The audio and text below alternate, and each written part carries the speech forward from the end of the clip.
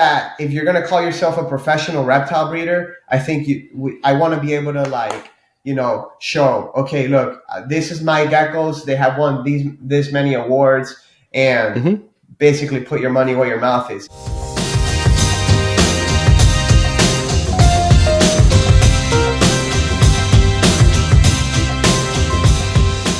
Hey, welcome back to the Gecko Cove Connection, the Gargoyle Gecko podcast.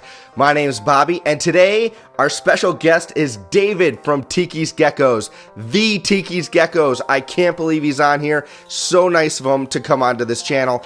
Basically, today we're going to be talking about gargoyle genetics. We're going to talk about amelanistic gargoyle geckos, as well as his take on how you should be keeping geckos if you're a small breeder versus a large breeder. So if that sounds interesting to you, then you're in the right place. Welcome to Gecko Cove. Welcome back to Gecko Cove. Today, I get the pleasure of introducing the man who doesn't need an introduction, David from Tiki's Geckos. Thank you, David, for coming. Thanks for having me, man. Yeah, no, I've been watching your videos since I started looking into geckos. I think yours was probably one of the very first with Clint's Reptiles. So yeah. You've taught me probably half of what I know on watching YouTube videos. So I really appreciate it. Thanks, man. Yeah, YouTube started as a little hobby, and it just turned into definitely it was bigger than what I thought it would be. Yeah, I think it's kind of cool watching you. You can definitely tell in the older videos they were kind of, you were just starting out, and then but it was really, you could tell your passion. I think that's why people really resonated with you, which was really cool. Yeah. So, yeah. So I want to start off with kind of, I know that you've told this story a bunch of different places, so we don't have to go into crazy detail, but where did Tiki's Geckos, I know that it's a cool story with the name, but also when did you really start it as a true business rather than a hobby? So when I first started it, it was, like you said, just a hobby. It started basically when I was in high school. I had some geckos. It was more of a hobby breeder type thing because there's like the Pangea forums where everybody used to go on and sell geckos.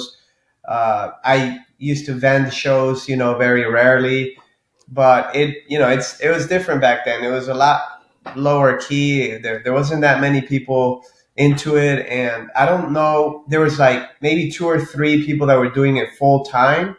Okay. But that was it, Nowadays, you have, a lot more breeders that are able to do this full time, and they could specialize in gargoyle geckos or just crested geckos, and it's great. But the year that I think that I turned it into a business was probably around like 2012. Well, it was already a business, but that I just said like, okay, I got to get more serious about it because I know like out of high school, I went to college for a bit. I had all sorts of jobs. I've been a realtor. I've, done a bunch of stuff. But I never really liked anything like I did breeding reptiles and breeding geckos and just working with the animals. Yeah. So there was a long period of time where I was doing it seriously as a business, but I also had jobs on the side. But it didn't really take off until I said, okay, I'm quitting everything else and I'm just doing geckos. Okay.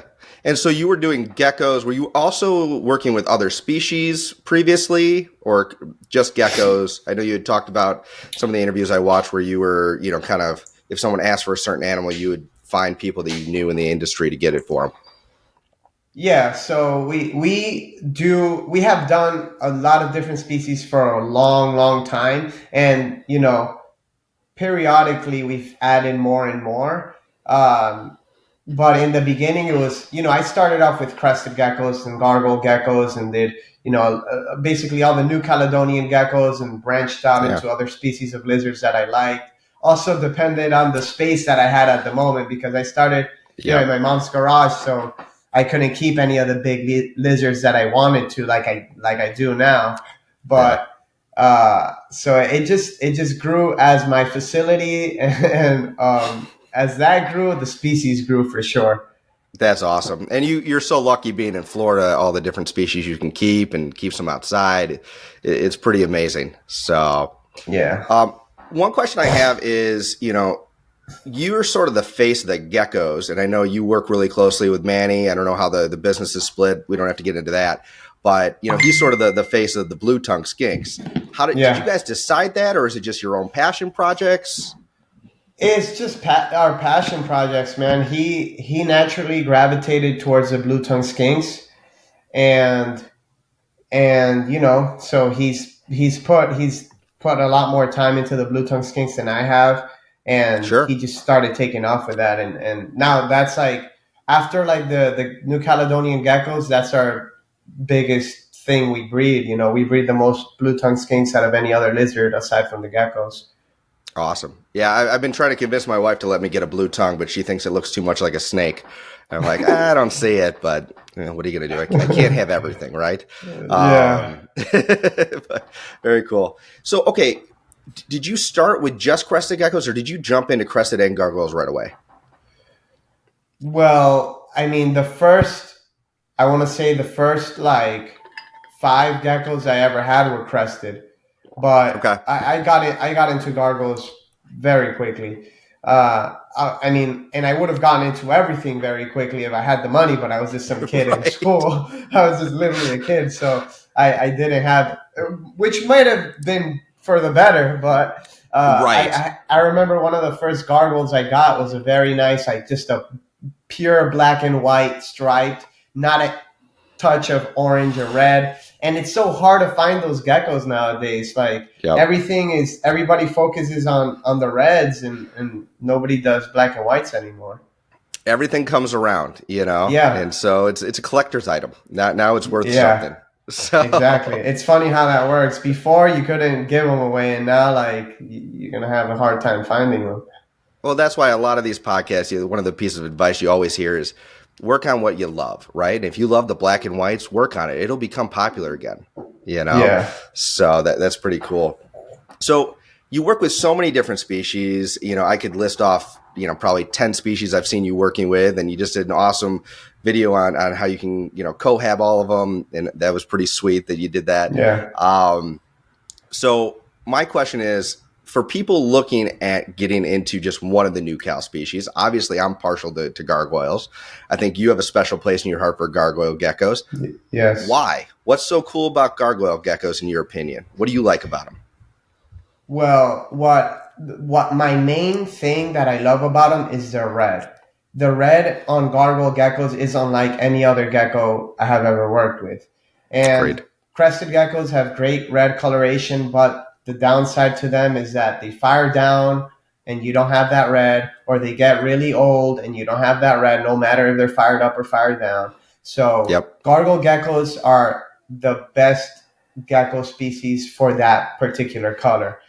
Now, that's my favorite thing about them, but I think they're so great because they're just, they're not too big of an animal where a lot of people can keep them. Doesn't matter if you live in a dorm or in a house or an apartment, you could keep these animals. It's very easy to keep them. They're not super complicated. And obviously, they're super docile right out of the Yep. bag. So, we have some geckos that we literally never handle, and we could go in there, pick them up, and they'll kind of like just sit on your hand. Maybe they'll walk around or jump every now and then, but Mhm. like if you really wanted to, you could have like a gargoyle gecko that just sits on your shoulder if you really wanted to tame it that bad.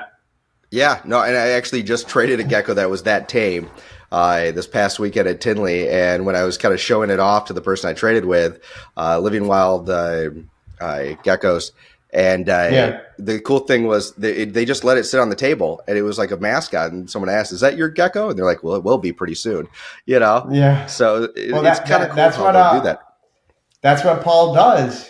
Yeah, He has his geckos up on his table, and that brings people, and that just brings so many new eyes to our world because they just see like they think it's a little statue or something, and then they actually get to hold it, and it's so chill, and yep. people love that.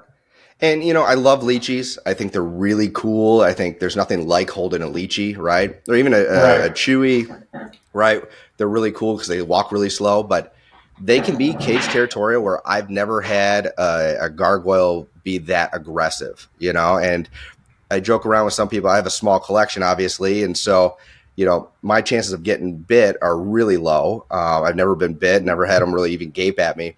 But I've had, I sold a baby once and literally handed it off. The baby bit the other guy. And I'm like, I don't know what it is about me, but they don't do that to me, Yeah, yeah. No, So, I rarely get bit by, and I can't tell you if I've ever seen a territorial gargoyle gecko.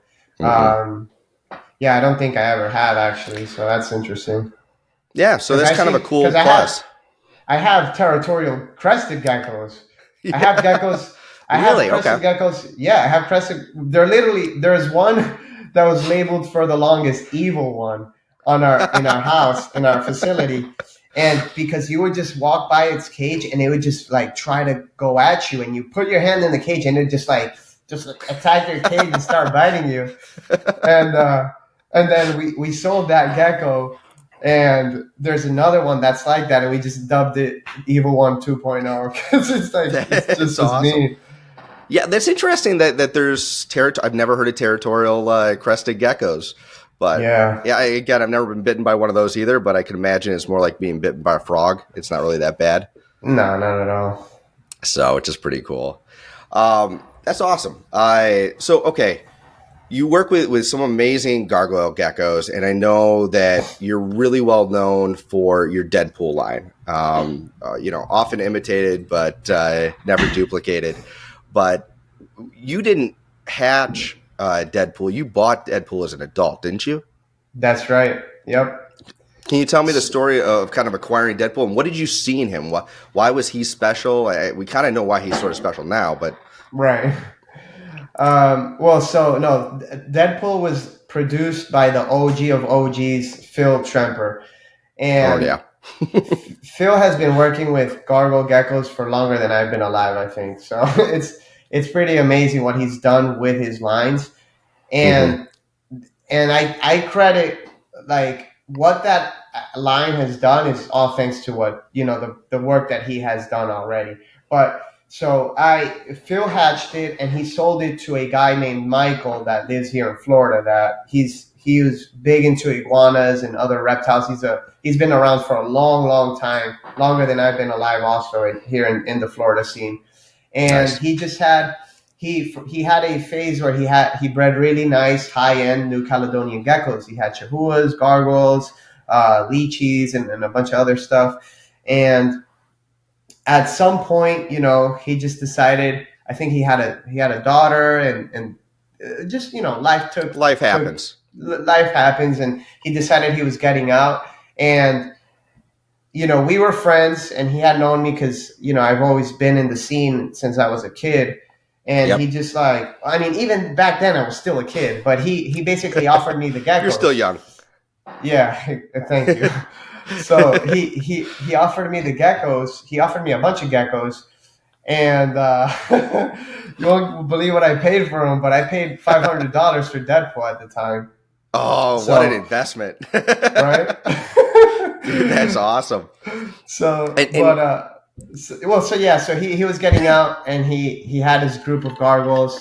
Deadpool was one of them, and I had talked to him for a long time about that particular gecko because I seen that back then red stripes have been around for a long time, but and even red stripes with more coverage than Deadpool at hmm even back then, but I had never seen an animal that it just looked like it just looked like so thick. I don't know how else to explain it. Some of the crested gecko people might get what I'm saying I get when what you you're saying. start Yeah. breeding. Yeah, when you start breeding like white on white on white on crested geckos, it starts to get like thicker. It's harder to explain, but the It's same that thing super applies to the stripe almost gargoyle look. geckos. Yeah, well, like exactly, the red just becomes more pronounced, and Hmm. from you'll see when you hatch certain babies. I hatch a lot of different red stripes. Some Yeah. babies will hatch with thick, solid red stripes, down the back as babies. In Hmm. two sheds, you'll see it right away. Some will hatch with not as thick stripes. They're a little bit broken up, but by the time those animals are grown up, they have really thick red stripes as well. But they don't have it as babies. And there's a difference in those two animals. When you Hmm. put them side by side, when they're adults, you could definitely tell one has the thicker stripes, and then over age, as they get older, the red stays on the ones that hatch with those thick stripes. So that's what I saw in Interesting. Deadpool. Yeah. So that's a new concept that I've never heard, and that's pretty cool. So you're saying that kind of where they are when they first hatch out, that's what's going to stay with them long term, where they color up. And I've talked to other breeders about this, where, you know, especially females, when you start breeding, they lose some color, right? Yes. And as geckos age, just generally, they'll lose some color. But you're Right. saying that the longevity is sort of predictable by the babies. Well, to an extent, and don't Okay. get me wrong, I'm not talking about the color necessarily. I'm talking about the color, yes, The sometimes, thickness of- but I'm talking about the thickness of the stripes. And if you know your lines, because I have some animals that hatch out. You know, I mean, they don't hatch out red, but they hatch out pretty red for how they're supposed to look. Right, that dark orange. Yeah, and then I have some that hatch out with that look like crap, and then I look in the enclosure one day, and it's like, holy whoa, like where did that come from? And they do. Yep. The change is more drastic at certain points, so it depends on the lines, but yeah, I think as babies, especially when you start to get an eye for it, you could definitely tell, okay, this one's a keeper, or you know, or where they're going to be in the Right. like in the level of quality. Yeah, and I'm hoping I can get that eye one day. You know, I've been pretty lucky with the babies I've selected. I've been very, very picky, you know, just because I don't have the space, right? I've got space in my home, but I've got a wife who limits me, which is probably good for my wallet, right?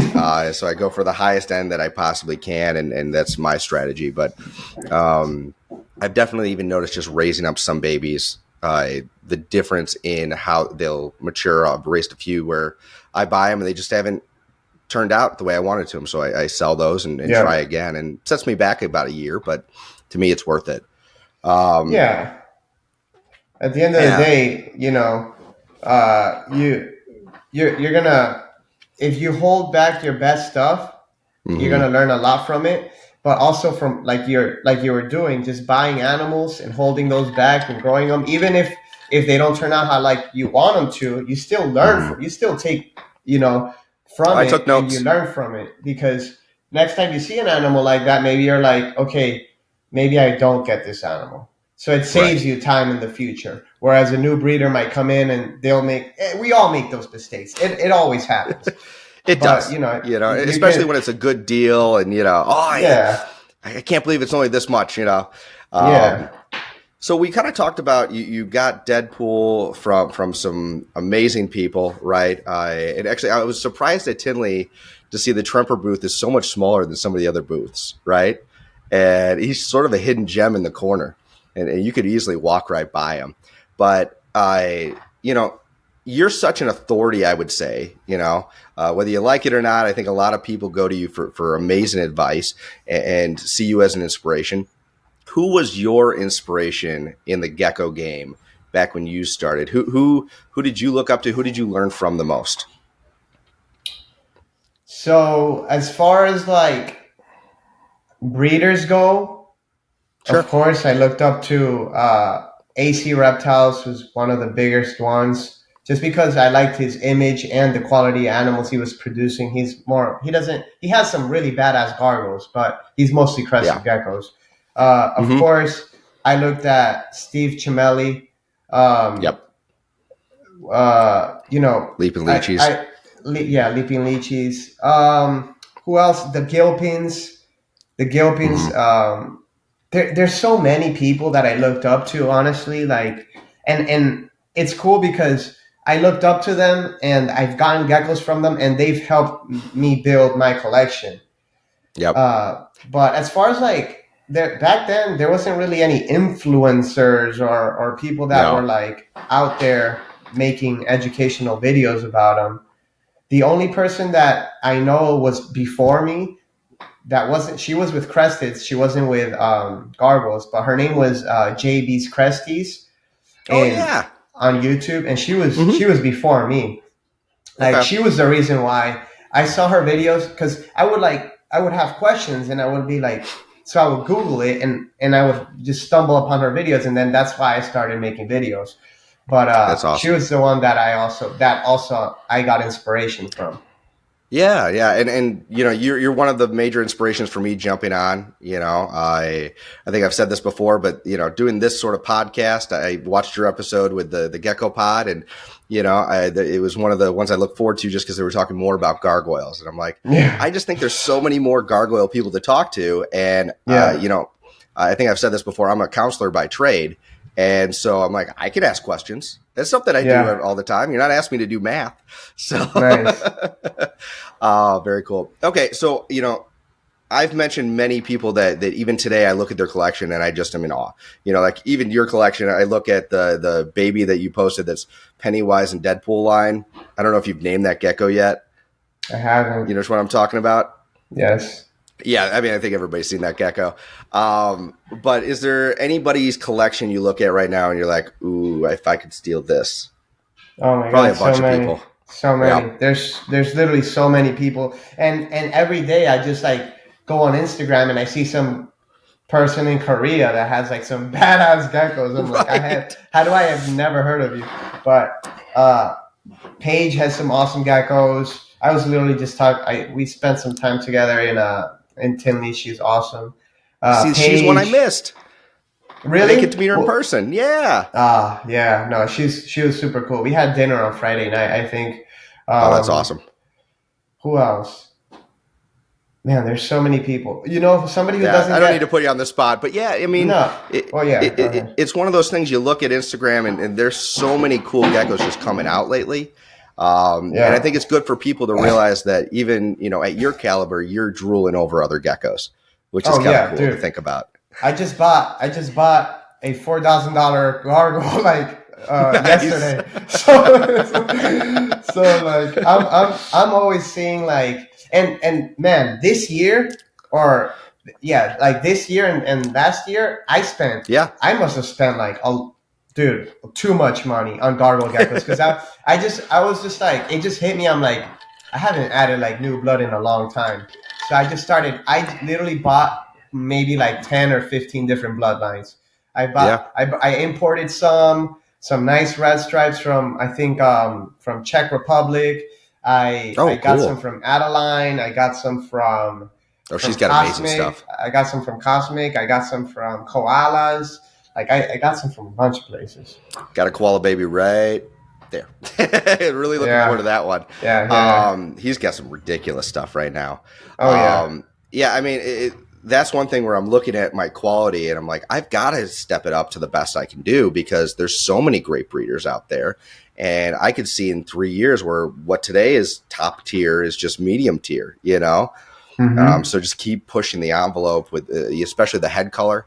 I'm kind of joking that the eyebrows, I want to, coin the phrase, it's the Eugene Levy line.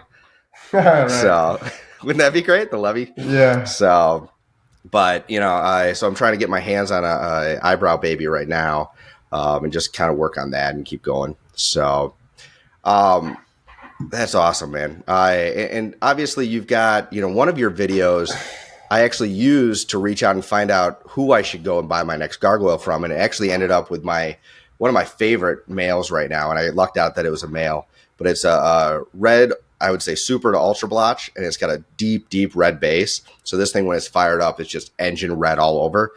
And it was because you were talking about where you got Pennywise and you're like, you got him from Renee King. And I'm like, I don't even know who Renee King is. What's that dude like? And then I contact her and I'm like, oh, you're not a dude. Yeah. And she Yeah, was so Renee. nice. Oh, she was amazing. Yeah, So, she's yeah, awesome. great line. She's another badass breeder that's like, hidden away. Nobody knows about her. I mean, now I people know. do, but Now like, people do. yeah. Yeah, but it's kind of like there's even people that, like I work with a guy in Chicago here all the time. He's got crazy stuff. I've mentioned him a bunch of times on the podcast, but like they're not on social media. They're not out there. And so it's like, I feel like if they ever were, their stuff would be going like hotcakes. So Yeah. it's kind of fun. Very cool. So, okay, other than your, obviously we've talked about Deadpool, you got your Pennywise. I don't know if you consider Deadpool Junior a different line, and then you got your potential Axanthic, or not exactly, your White Boy line, right? Yeah. Are there any other like really popular lines or things that are up and coming that you know you can kind of talk about or kind of define what those mean? Yeah. So, so Deadpool Junior is not. I wouldn't like. He's sort of just Deadpool Like, line, but yeah, I second. know there's a lot of, it's hard to exactly pinpoint and address what a line is, but I think That's my next that if, question. Yep. yeah, so I beat you to You it. beat me to it, so damn it. so if you have one gecko and you produce offspring from that gecko, I don't think that should hmm be called, so and so line. I think that's hmm just so and so offspring. uh, but if you breed maybe the offspring of that gecko to another gecko with that similar look, and you're trying to hone in on something in particular, then I think you could start calling it a line. Okay. So like White Boy, for example, I don't refer to that as a line yet. I don't Okay. refer to uh, Deadpool Junior stuff as a line, or I mean, I refer to it as Deadpool line, but not as Sure. Deadpool Junior line, if that makes sense. And Yeah, totally. yeah, so but some of my more popular ones are going to be Deadpool, Pennywise, Dracula. Dracula is an Oh yeah, OG, like one of Dracula. my favorite animals in my collection. As far as what he produces, he's old. Like to today's standards, he doesn't look very nice. He's just a nice, red stripe, but hmm He he's has a always yellow base, right? produced. Yeah, yeah, I he's love always that. produced some really really nice animals.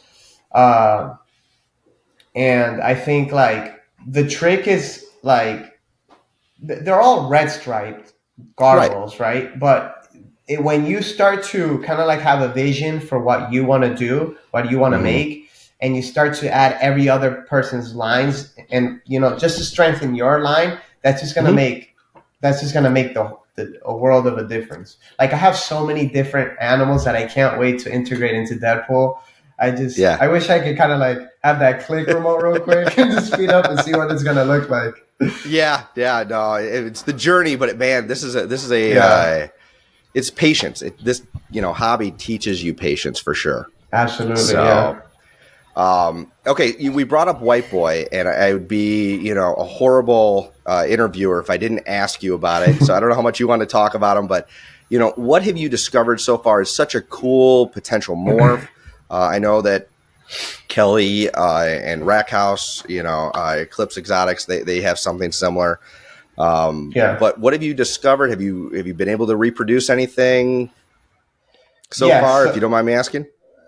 No, I don't mind. I haven't been able to reproduce it yet, but I haven't paired any offspring back to the visuals. So I Okay. have two. I have two animals, White Boy and Vanilla Ice. They're clutch mates, and they're both what I think is amelanistic.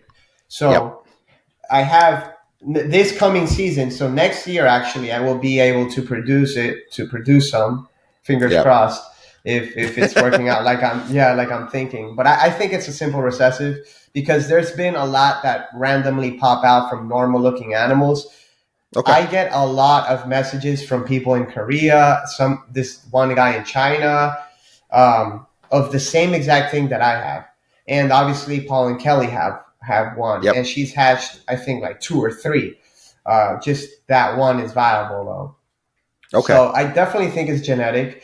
I'm gonna find out next year. Fingers crossed. I have enough Yeah. females where it shouldn't be a problem. Like if it is genetic, it will be popping up next year. But Okay. basically, I've held back females from both males that are old enough to breed now, and I'm Yep. just gonna swap them. So the White Boy females, I'm gonna put to Vanilla Ice, and the Vanilla Ice females, I'm gonna put to White Boy. Very cool. Well, hey, I wish you the very best. I hope it becomes something because I think, any actual, gene that we can work with gargoyles, I think is going to just really emphasize how amazing these animals are, no matter what it is. I think that with crested geckos, things really have exploded over the last few years because we're Yeah, starting to work with new genetics. And with every new gene that comes out, it reinvigorates it's everything. it's gonna happen, bro. Mark my words, it's gonna happen. And hmm just imagine like a like a six stripe or a super stripe, whatever you want to call it, but with a completely white base. It strips all the melanin from there, so the red's going to be even brighter, and Yep. it's always going to look like it's not fired up. But like it's not even that; it looks even whiter than that. It's hard to explain. I have to show these things. I took them to Daytona last year, but when Oh, people cool. see them in person, they see the difference.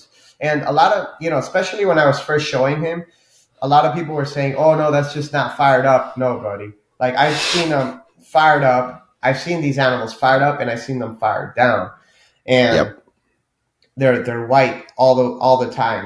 When now in white boy now is starting to fire up a little bit more than he used to, and he'll Okay. have like really really light streaks of gray on him, but nothing black, nothing super dark, and it's interesting because Vanilla Ice, when he fires up, he gets like a pastel color on his sides, and when Mm-hmm. he's fired down, he's just like paper white. That's So, so cool. dude, I'm so Yeah, excited. Like to put this to a bunch of different things, and yep. we're gonna have a lot of fun with the gargoyles. That's awesome. Well, I one day if I can, sell enough babies and have the restraint not to spend the money, hopefully I'll be able to afford one day. But yeah, those are going to be amazing. I can't wait till you prove it out. So I wish you the best of luck with that. Thanks, Um, man. you popped out another kind of crazy baby recently. You posted on social media that you got a dwarf gecko. Can you tell me about that? Yeah. So That's pretty funny enough, sweet. yeah. So I mean, obviously we don't ever try to breed for anything like that, but No. occasionally something happens. It could have been an incubation, mix up. It could have been like whatever, or the genetics just didn't align well. But anyways, yeah, we Happens in all taught different we species. oh yeah, we hatched out this dwarf gecko, and we kept it for the longest. We had it for about 6 months. I recently just shipped it to some girl that I talked to her, and she was like super into her animals, and she just wants like a really cool pet. So I shipped Yeah. it to her. Oh, But cool.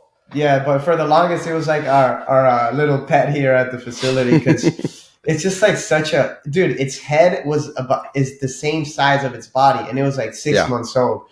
Like the head was probably bigger than the body, and it's like limbs were like it looked like the limbs were growing, but the body Hmm. wasn't, and the head was. So like Yeah. it just looks like a spider almost. It was so Yeah. weird. You know what it reminded me of was, did you ever play Gator Golf as a kid? No, gator golf. No. No, you got to look it up. I'll put a picture of it right here. But Gator Golf is just a kid's putt game that you can Yeah. set up, and Gator is mostly like all head, right? And then it's got Okay. this little tiny body and just arms, and anyway, you putt into the Yeah, Gator's yeah. mouth. Yeah. But yeah, that's what it kind of looked like to me. But it was so cool, man. And like you said, you're not purposely breeding for dwarfism. That's something that actually is really prevalent in the fish industry. I don't know if you've ever kept fish. No, But I'm not into fish. yeah, and that's one thing that like every fish breeder, when they start working on different genetics and morphs, they want to get to a dwarf version because for some reason people don't care because you can keep them in smaller tanks, right? So nobody cares if you breed 1,000 dwarf fish, right? But I That's feel like in interesting. our industry which is kind of cool, we're so focused on the health of the animal, right? The longevity of the animal that Yeah. I saw somebody post, I hope it lives just as long as a regular gargoyle. Me too. But let's be honest here. Yeah. Anything that's got, dwarfism may Yeah. not have, it might have some health issues. And that's why we don't breed Yeah. for it. Exactly. So, Yeah. It's funny. Like you said, a lot of if we dog people yep. breed for some crazy things. I mean, not all dog people, obviously, but I've seen some crazy animals that should not be bred. And Absolutely. for whatever reason, people like get so hyped up about these animals, and I'm like, dude, if the reptile community did what you guys do, we'd be shut down. Like, I mean, we amongst each other, we would just kill ourselves. But Oh yeah, but- my grandma breeds golden retrievers, and Yeah. luckily goldens are relatively healthy. yeah, But even just the amount of cancer in the breed, right? Yeah. If you've got unethical breeders, it's not a physical trait, but it's like, really, is it worth a buck breeding two dogs that you know are prone to cancer? and Um, and Go ahead. that's really funny you say that because that's something that I've been thinking about for a long time. That when people started breeding for these different breeds of dogs, they didn't Mm-hmm. have the intentions of having bad hips or cancer or all these things. No. It just popped up because they were so hyper focused on a look, and that's to an extent a lot of us gecko and reptile people do the same exact thing. So Absolutely.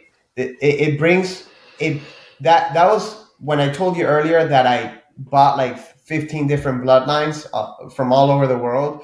That was one of Yep. the main reasons, because I had this epiphany. I'm like, man, we breed all these really bright looking gargoyle geckos. They look great and everything, and they all are healthy. But who's to say Yeah. that in a couple of years, because we're trying to breed for the same exact look and we don't know what's going on the inside, it's not going to mess them up. So Mm-hmm. genetic Well, and we're diversity is accelerating so it important. compared to even dogs. I mean, if you think about Yeah. it, dogs, even though it only takes, 2 years for them to reach sexual maturity, dog breeders, at least anyone that we'd ever work with, they don't have 200 dogs, right? Yeah. They may on a large kennel have 15 animals. Most of them have 3, And Yeah. so just the time it takes to get a new generation out of them, and they mix up the different bloodlines. It takes longer for those things to come out, and they did come out, right? We stopped breeding for a purpose. We started breeding for a look. But then with speaking of dogs, here's my dog right here. So, but yeah, but with geckos, we're doing it at such a fast pace. You're right. I mean, you've got to think about diversity, where you're getting your geckos from. And that actually is a great segue into me asking you, because with dogs, you've got the AKC, right? And you proposed, I think it was at Flora this past year, right? Yes. The That's Gold right. Standard Gecko Club. Correct. To me, listening to your pitch, it sounded a lot like sort of a gecko AKC. Is that fair to say? Yeah, absolutely. That's exactly my vision for it. That's exactly what I want to do. I now our first show is going to be at the next Flora Fauna, and it's going Oh, to cool. be so. This first show is just going to be crested geckos, but Mhm. gargoyle geckos are the next animal that are the next species that we're gonna start doing the competitions for, because there's Okay. still a lot. There's still a lot to be done with the gargoyle geckos. I think um, when it comes to like line breeding and all these things, I have gotten gargoyles from really well respected breeders that Yep. have certain things that I could tell is genetic, because I've seen it in more than one animal of theirs. So Sure. we have to be careful when we're trying to line breed that we're not breeding too closely related. So, Mhm. I had, I think it was Dave Kaufman who was asking me, like, have you ever bred any Deadpool line animals basically back to Deadpool? And I said, not yet.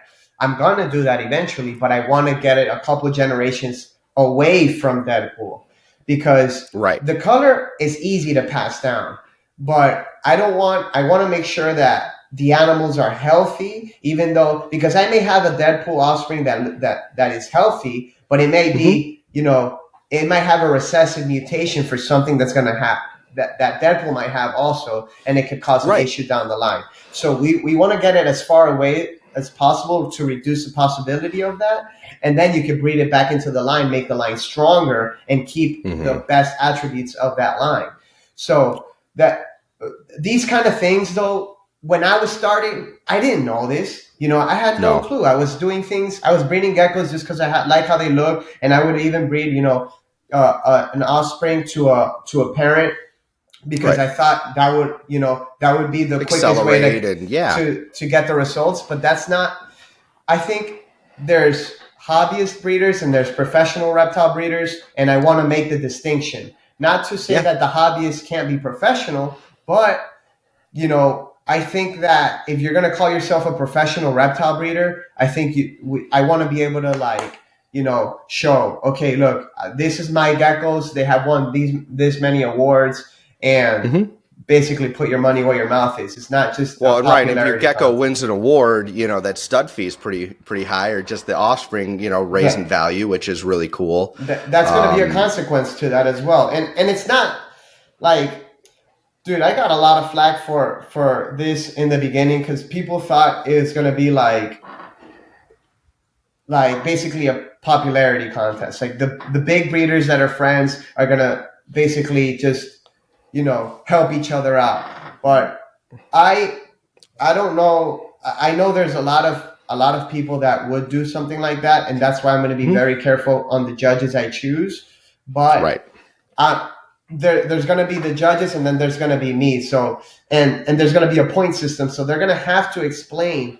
Like you're not going to be able to give a full point to a gargoyle gecko that doesn't have for let's say for the structure Crested gecko, that yeah. doesn't have a good crest or in a Mhm. gargoyle gecko's case a good horns, right?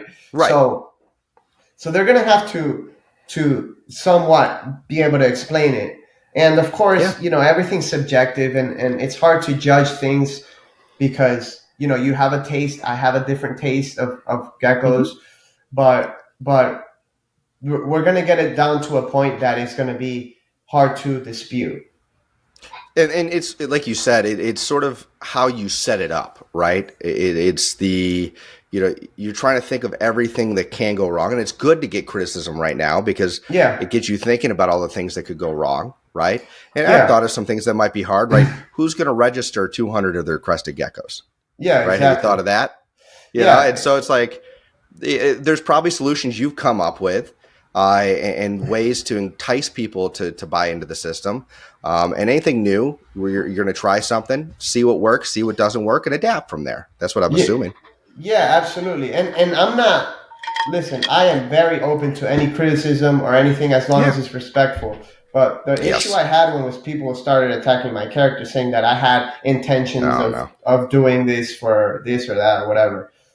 Yeah. When I have been in the industry, I've been in this business for a long, long time, and you could probably count on one hand how many problems I've had with people, if that. Yeah. Maybe you could probably count on three fingers. I don't But even know anybody. So, yeah, I mean, I think that, like you said, being so prevalent as you are, right, on social media, if a bunch of people had issues with you, with the cancel culture we have today, you wouldn't be standing, right? right, Um, but I think it's a cool idea. I really do. I mean, I've thought about it. Even I was joking about with Blackthorn Exotics, who I just had on. We were talking about how even when I have a baby, I almost want to like I'm a dog breeder. Ask them to fill out a questionnaire. Do you know enough? Do you have stuff ready for this yeah, gecko? Because I've invested so much time in these babies that I want to make sure it goes to a good home. And I'm not going to be like the soup Nazi, like no gecko for you. But I right. am going to go and just make sure that they know the basics and that I'm there for them. And, so the AKC, kind of your gold standard gecko club, I think it's a really awesome idea. I can't wait to participate in it. I think it's going to be really cool. The other thing that got brought up actually at Tinley, and it kind of goes to your standards for gargoyle geckos eventually. One thing that I saw a lot of people talking about were F1s, right? And so looking back at what did a gargoyle gecko, before we got into the crazy colors, structurally, what did it look like, right? I think And it's the a little size. easier with size is huge because I feel like we're breeding them smaller. Their snouts are more squished. Their horns are less prevalent, I've got some amazing big girls that I got from Firehouse Geckos. Darren's lines, I don't know, where it all started. I think he got some stuff from you and from Kelly and Yeah, from he Rack has. House with Paul. But Darren's local here in Florida. yeah, he's awesome. And but Yeah. his girls, they're a year old, and they're like, I think one is 65 grams and one's 68. And I'm like, you guys aren't even a year and a half old. They're massive. Their Wow. horns are huge. Nice. So I really am excited to find geckos that have that size. But what's your take on the F1s and the structure? Yeah. So it's interesting, right? Because F1s are hard to come by. I don't honestly. I can't tell you the last time I saw anything F1 or F2 out in the out on Morph Market or out in a reptile show or anything. Yeah, But I saw they're 6 at not. Tinley. Oh, really? Yeah, Dang. Maybe. yeah. Well, who Just have interviewed. them? Well, so I interviewed my buddy Chris French. Just picked up one. from Buckeye Racks. I interviewed him last week, and I also talked. I think it was at 422 had a few. Yeah, 422 Exotics was selling a few. So yeah. So, anyways, I think honestly, I wish I could have maybe picked out some or anything. I may have some in my collection. I have no clue. I don't remember, but because I know I've gotten stuff from Phil and from Paul and all these people that are pretty. They've been around we have for a the while. Original animals and stuff. Yeah, exactly. But what's cool about those F1 animals is that you get to see kind of like what it's supposed to look like to an extent. Yeah. And they might not be there in terms of the color of what our standards are today, but you could breed those type of animals to your best stuff and get some really high color animals and add that new blood in there and then, work from there, which sometimes you got to take a step backwards to go forward. And that's something that's hard for a lot of people to do because they just want to breed the best with the best with the best. And that's how you get smaller geckos because you start to focus just on the color and you end up with smaller animals. Right. And you don't understand, going back to, selecting one trait, right? High red, high color animals, right? When we were breeding, dogs per se for, just biddability, right? They didn't bite me, right? Have you ever seen the case study out of the Soviet Union where they tried to domesticate foxes? It's a really cool documentary. If you haven't seen it. No, I haven't. So go look it up and go watch it. It's so much fun. But basically, the long and short of it is they, had a fur farm of silver foxes, and they wanted to see how many generations it would take to have a domesticated fox. And so they went and they tested them. They'd go around the cages. Anyone that snapped at them, they'd go off to the fur farm. The ones who were just cowering or backed away a little bit, they were able to breed. And they did that for generations. And eventually they got puppy dog tame silver foxes, right? But what they didn't realize is they started getting curly tails, floppy ears, right? Yeah. They started getting all these dog traits. Right. They started like yipping. They didn't bark, but they were yipping. And it's like just for that one trait of biddability and of tameness, they got all these other factors they didn't even plan. So, knowing you're just breeding for one genetic, you don't understand all the different facets. Nature's a little bit more complicated. Yeah, that's interesting. I think that we've seen that with certain species. I want to say with Leachianus too, but I can't remember which way it went. But basically that, I'll give you another species that I know for sure. For example, bearded dragons, right? In the wild, bearded dragons have a much longer snout, and in captivity, it started to shrink. In the wild, bearded dragons eat a lot of different.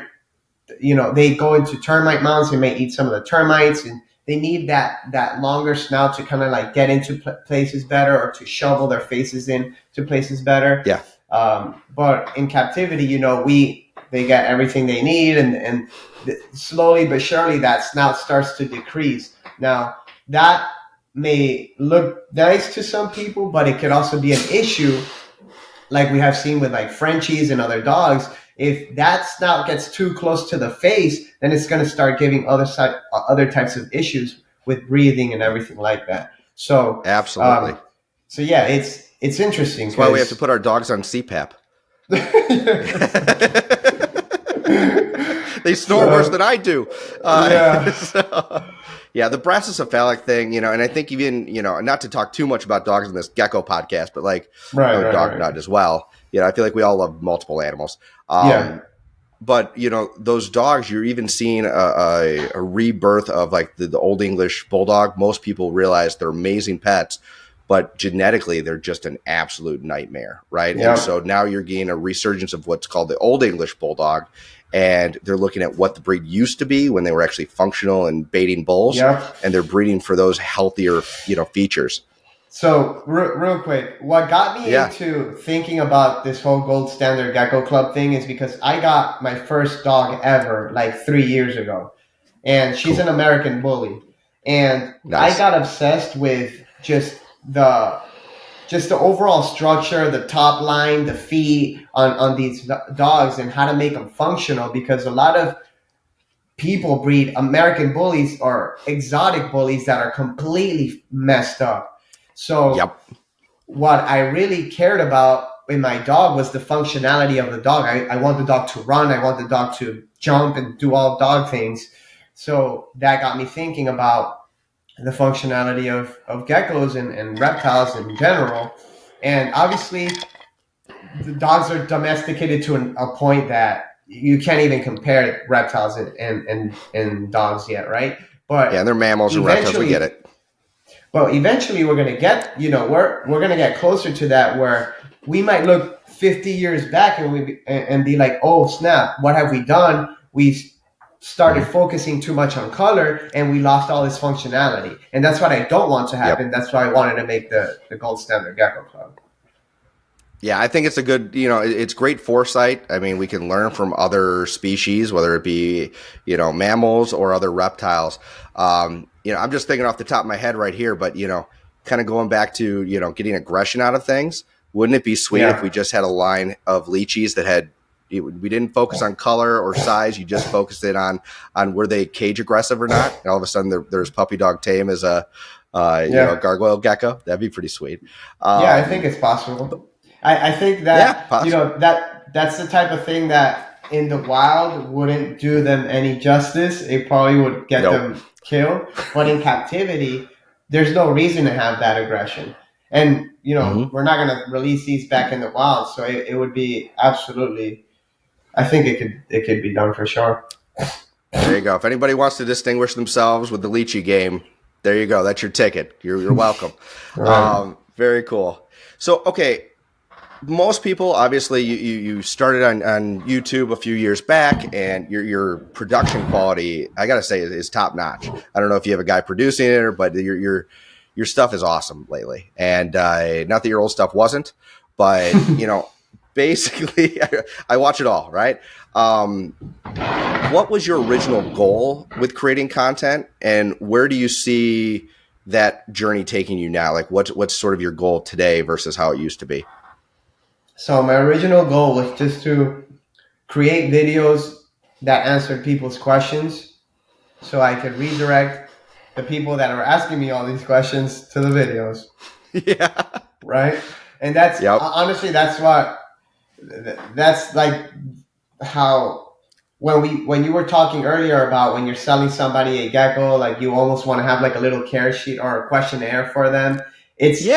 This is kind of like how I try to make sure that my customer base was going to be able to take care of their gecko. So smart. And to this day, I mean, we speak to a lot of people. Every customer that places an order on our website, we talk to on the phone and we ask them questions, and we get a feel for them. And if they have any questions, they ask us, and we're able to communicate that way. But we also educate a lot through the videos, and that funnels people to our website and ultimately end up buying geckos from us, which is more like it's more of the purpose of it now, because I always saw social media as like a free not free, but it's marketing. At the end of the day, it's marketing. So I always thought that if you put out good information, if you gave people value, they're gonna acknowledge that, they're going to appreciate that, and then maybe if you have something that they like, they will buy it from you. Because why should I buy from this breeder that never said anything to me, never helped me out, or I'll buy from this breeder if they have the same animal that actually helped me out, and whether they know it or not, like, save my pets or whatever. So absolutely. Well, and people trust, whether it's a good thing or a bad thing, it's just the truth. When you put yourself out there on social media and you're to me, I would consider you in the level of like a mini celebrity, right, in our industry. And so when you get to that point, we met for the very first time for about 10 seconds last week at Tinley, right? Yeah. But I would say, just watching your content, I feel comfortable chatting with you like this because I feel like I sort of know you in some weird way, right? And I feel like people can relate to you through your videos, feel more trusting of the information you have because you've spent so much time with them, right? You've built that relationship with them, even though you're not sitting there with them. Right. And Yeah. so it's kind of a cool thing where, it's like you said, it's marketing, but it's also building relationships, and you're doing the same thing, and you just continue those relationships with a good customer service and the follow through. I actually had a situation. I mean, I barely have anybody follow me right now. I've got awesome, people who do, and I love all the support that everybody's giving me. But I had sold my very first gecko just this past weekend to a fan who goes, yeah, he reached out. So hi, Mike, how you doing? But he reached out and he's like, I don't even know if I want a gargoyle gecko, but your podcast is making me interested in gargoyle geckos. And I'm like, well, if you ever are interested, I've got some babies I'd let go. You could be my first customer. And we started talking, and he picked it up at Tinley. So, it wasn't my purpose, but it worked out. That's awesome, man. Yeah. Look, dude, the main thing that I've gotten from this whole animal industry, honestly, because I've met so many people through this animal industry, and quite frankly, if it wasn't for animals in general and this industry, Manny and I wouldn't have been as close as we became. And Manny's like my brother now.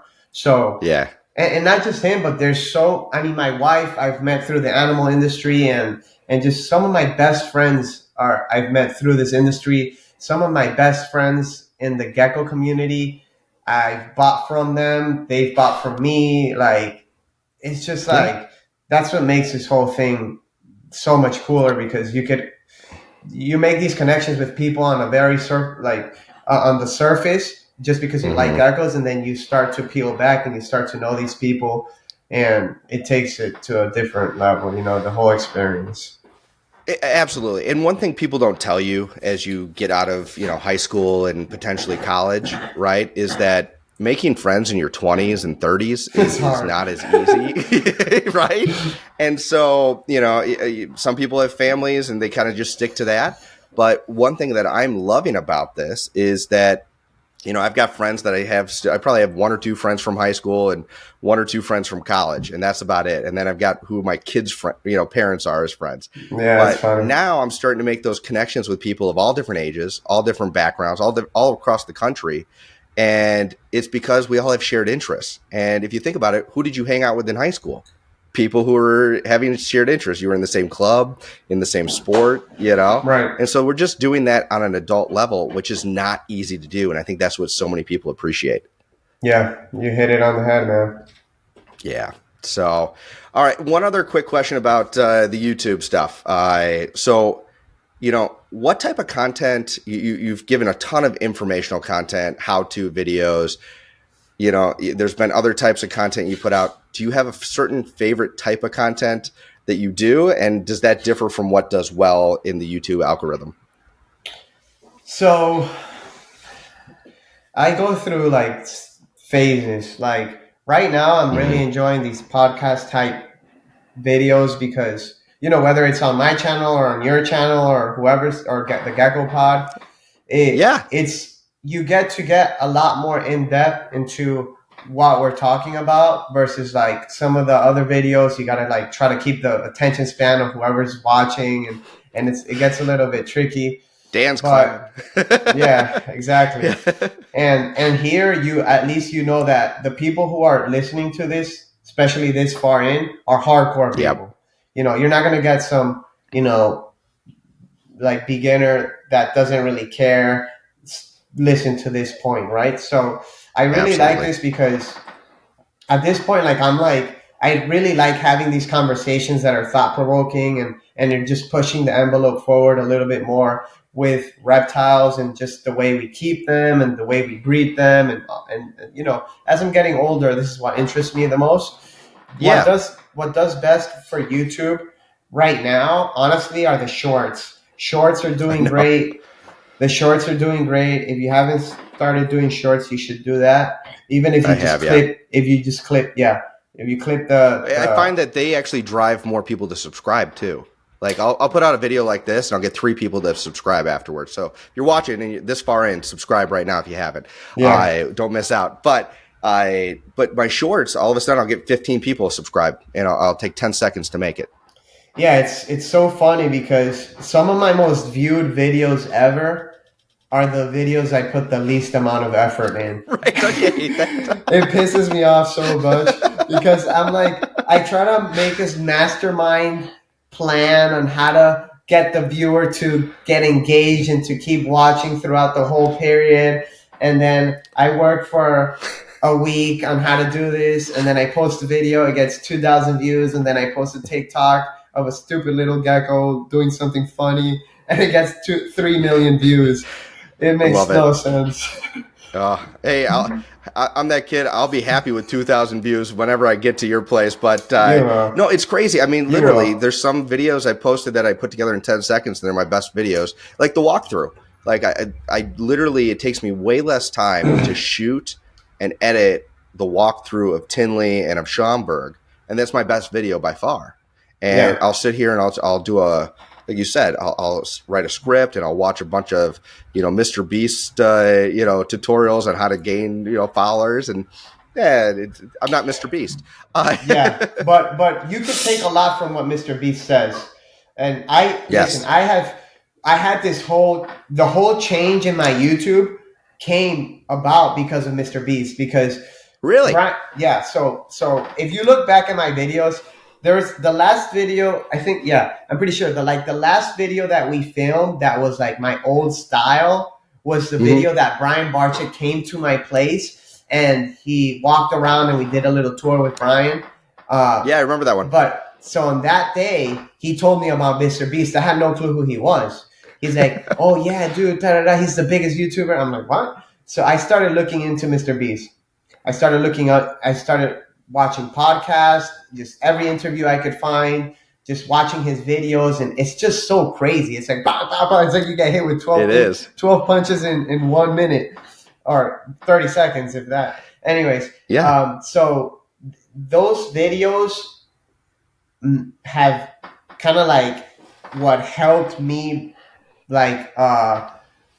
revamp my channel. Take it to the next level. Take it to the next level, and it's awesome. But at the same time, you have to remember that not every viewer is worth the same. So the viewers that you're getting now are worth amazing. A lot because they're actually hardcore people that care about you, that care about your channel, that are going to watch it grow. And they're here from the beginning, and you can tell they care because they're watching it the whole way through. Most people that watch these type of podcasts are watching it the full way through. And the reason why that's important is because these are, especially for you that are going to be breeding geckos, these are serious people. They're going to want to buy geckos or they're not here to just watch a quick TikTok and then keep scrolling, No, these are the people who own the geckos, who are cleaning, poopy tanks and feeding their geckos and just putting up the podcast and listening through. And it's what I was, I do that still with, I watched all of your podcasts doing the exact same thing, so you've helped me pass it. I want to give you kudos because my best podcast is the podcast I did with Paul and Kelly. It has the most views. It has like 10K views. Yeah. And for the longest time, I'm like, how the hell is this the best podcast? I thought, where the hell are the Crescent Gecko people at? And the Gargle Gecko people showed up. So I give you kudos for spotting that. I don't know if you did that on purpose or not, but there's definitely a void there for a Gargle Gecko podcast or a Gargle Gecko centralized, YouTube channel. Content, yeah. Mm-hmm. I think it's a niche that deserves a little more respect, and that's why I'm doing this. I think I literally watched that episode. I'm not just blowing smoke up your butt. Probably 5 times because there was so much great information. Thanks for the views. Yeah, there you go. You got 5 from me. All right. Yeah. But seriously, there was such great information from you, from Paul, from Kelly, that I had to watch it multiple times. And that's what I also like about these long form conversations is that you may watch it one time and you don't pick up 2 or 3 things. Yeah. You don't get everything. There's no way. I go back and I re-listen and watch my own podcast, and I've gotten used to listening to my own voice, which is always weird. but just because like even the episode with, Paige, right? There was things that while I'm talking to her, I'm thinking about the next question, right? Because I want to make sure it moves smooth. Where me sitting down and listening to it, like, oh, she said that. That was awesome. I should have really paid attention to that, right? So it's cool. So, but nicely done. All right. So loving that. I love that you helped out so much with the gargoyle, community, putting out that information. I do want to do something selfish and ask a question just for me. Ask as many as you want, bro. I appreciate it. So right now I'm at the point where I just sold one of my breeder males because I loved him. He just wasn't the quality I wanted. The babies were nice, but I would say they were, 6, 7 out of 10 for me. And so I got two really strong males right now and about 6 really strong females that are ready to breed next season.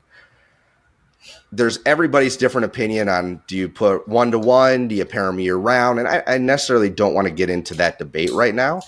What I want to ask you is, because watching your tutorials, I see that you do groups, right? Mm-hmm. That's something you're familiar with.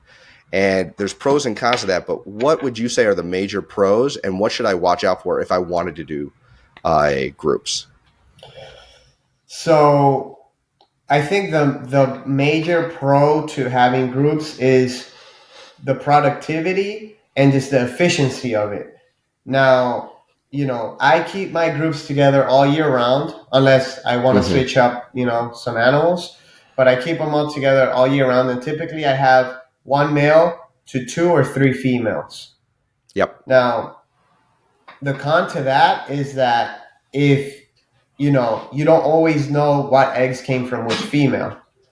Right. So you'll know the male, but you don't always know what female is the dam. So that's the con. In my opinion, if you will you should focus on keeping those individual pairs. So or rotating the male. And the reason is because you don't have a million geckos, So you could be a little bit more focused on your lineage, and that's gonna only help you because people are gonna want to know that regardless. And it always sucks when somebody asks you, "Oh, who are the parents?" And I'm like, "Well, this is the dad, and one of these 3 is the mom." So yeah, we got to go to Maury and have the DNA test reveal. Exactly. So there's pros and cons to both, but I think for bigger breeders that have a lot of animals, do big groups. That's what I was thinking initially was to just do the one-on-one and rotate and everything else like that.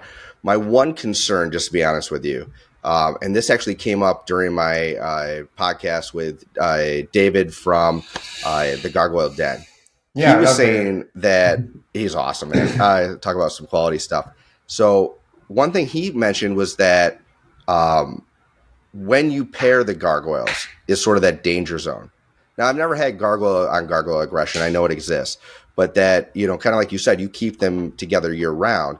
And if I had enough males, enough females just to pair them up, kind of like Chewies do, just in pairs and keep them year round, I think that would be the ideal.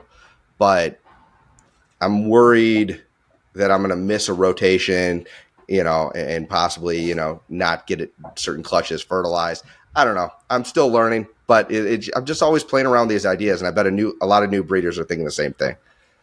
Yeah. So there's ways to go about it. So, like for example, let's say you have just to give you a very basic example that everybody will understand. Sure. If you have like a killer red stripe male, right, or like with lateral on the red on the laterals and all that, and you want to pair them up to 2 different females.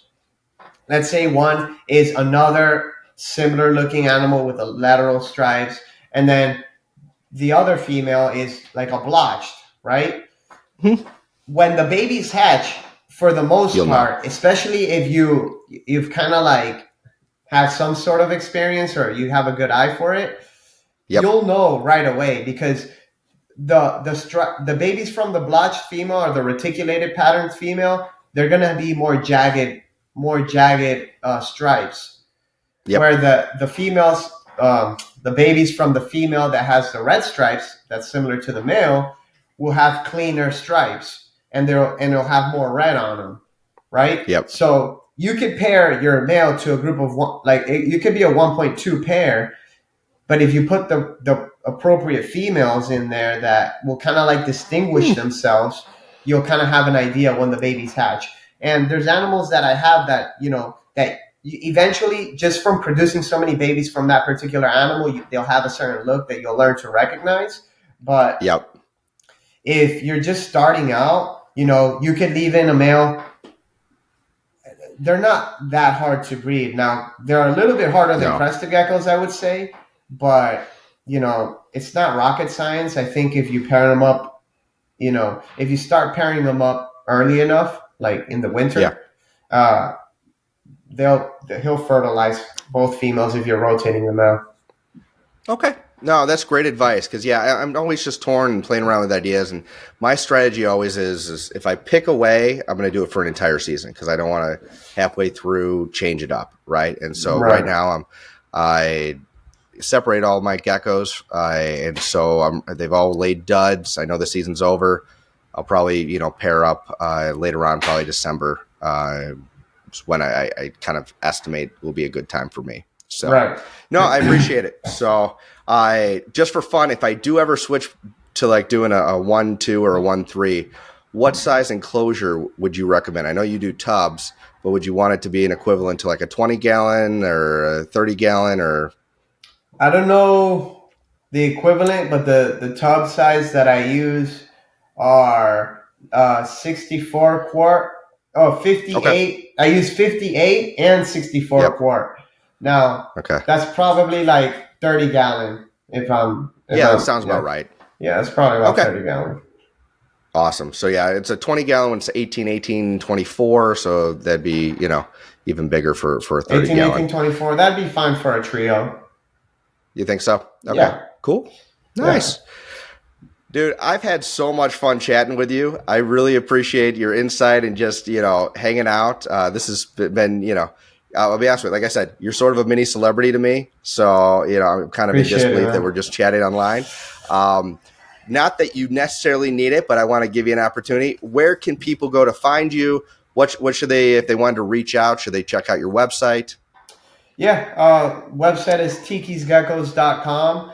I'm on every social media at Tiki's Geckos. And a little plug that I'll do is for the Gold Standard Gecko Club. So if you haven't heard, the Gold Standard Gecko Club, obviously we were talking about it. It's this new system that I want to do to kind of like refine breeding and make it, more professional. But check out the website. We have some information on there. It's still very, very young. There's still going to be a lot of growing and there's still going to be a lot of learning. So I'm open to, suggestions and everything, especially those of you guys that have experience with like dog shows and everything. But check that out, man. That's something I'm really excited about moving forward. That's awesome. Yeah. And if you ever, like I said, I've got family that are in that industry. So you ever want to pick my brain, I'd be happy to chat with you about it and give you my 2 cents. Like I tell all the people I do my counseling with, if you want to listen to me, great. If you don't, just don't tell me. All right, man, I really appreciate you coming on. Go check out, David and check out his website. He's got some amazing babies. And, one day I got to get some of your bloodline in here. It'll be a lot of fun. For sure, man. All right. Well, you have a wonderful night. I'll talk to you later. Thank you, brother. Hey, if you've enjoyed this video and want to encourage me to make more Gargoyle Gecko content, do me a favor, hit that subscribe button, share this with a friend, and maybe check out one of the videos right over there. I'll see you next time on Gecko Cove.